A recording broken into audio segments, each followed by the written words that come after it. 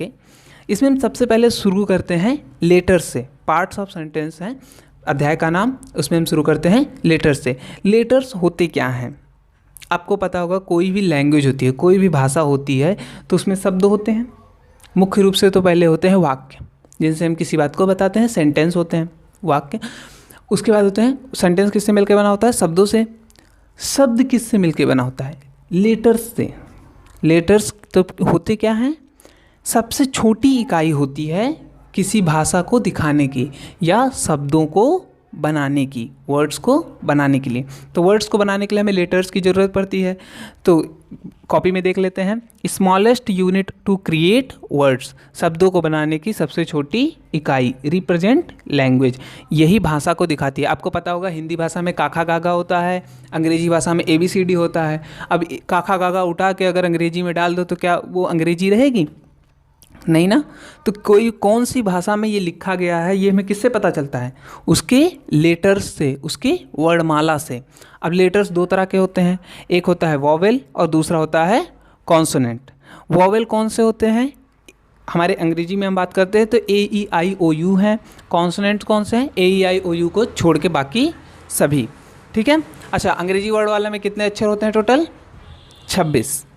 26 में 21 हमारे होते हैं कॉन्सोनेंट, 5 होते हैं वॉवेल। अब वॉवेल होता क्या है?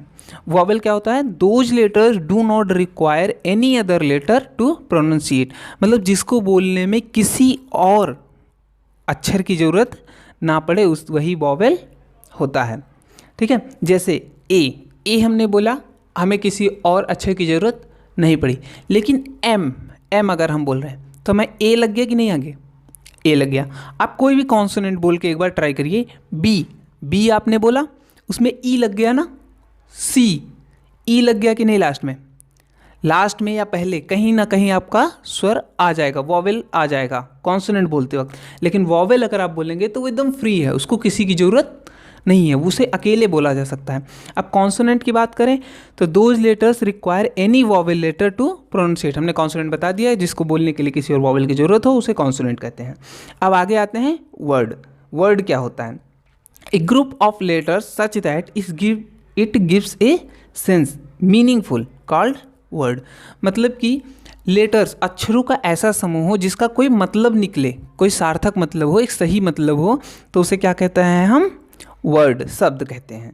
अब जैसे हमने ANT यहाँ पे एक एग्जाम्पल लिया हुआ है, एलिफेंट लिया हुआ है, और यहाँ पे हमने लिख दिया ABNCABZDEFDKCF, ऐसे कुछ भी अगर लिख दिया तो ये बताओ लेटर्स का समूह है कि नहीं? ग्रुप है कि नहीं? लेटर्स का है, लेकिन ये एक वर्ड नहीं है क्योंकि इसका कोई मतलब नहीं है। ठीक है। अगला हमारा हेडिंग है सेंटेंस। सेंटेंस क्या होता है? A group of words which gives a complete sense. जैसे हमारा वर्ड था कि लेटर्स का ऐसा ग्रुप होना चाहिए जिसका सेंस हो, तो वो वर्ड होता है। उसी तरह सेंटेंस क्या होता है? वर्ड्स का ऐसा ग्रुप जो कि एक मतलब देता हो, कंप्लीट सेंस देता हो, तो उसे क्या कहते हैं? सेंटेंस। ठीक है। जैसे कि यहाँ लिखा है Ram is a good boy, तो इसका मतलब क्या हुआ कि राम एक अच्छा लड़का है।